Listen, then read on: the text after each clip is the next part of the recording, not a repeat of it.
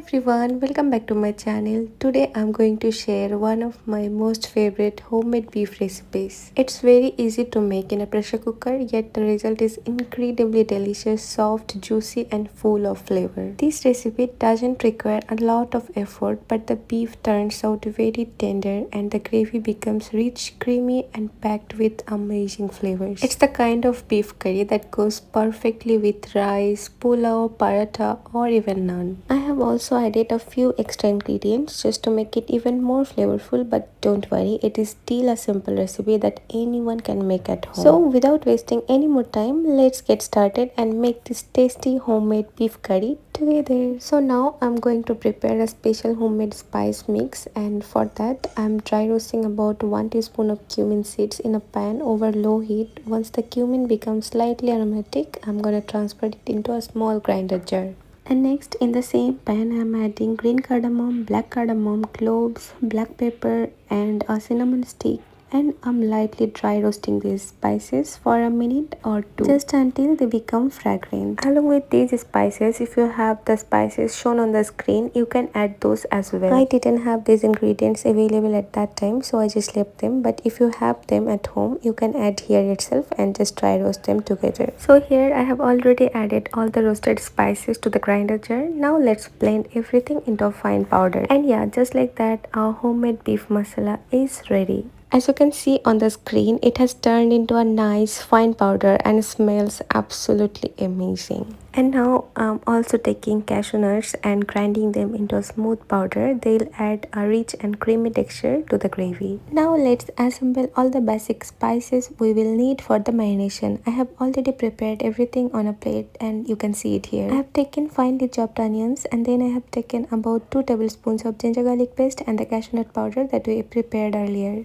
And now comes the spices. So I'm adding 2 tablespoons of red chili powder. You can adjust the quantity depending on how spicy you like your food. Then I'm adding turmeric powder. This is for about 1 kg of beef. And after that I'm adding a little less than 1 tablespoon of coriander powder. And now you are seeing that beef masala we prepared earlier. I'm adding most of it now, and I'll keep a small portion to add later at the final stage of cooking for extra flavor. Now I am adding about 2 tablespoons of yogurt. You can use any brand you prefer. It helps tenderize the meat and adds a nice flavor. I have also added rock salt, which enhances the taste of non-veg dishes. And finally I have added 2 bay leaves slightly torn to release a beautiful aroma into the marination.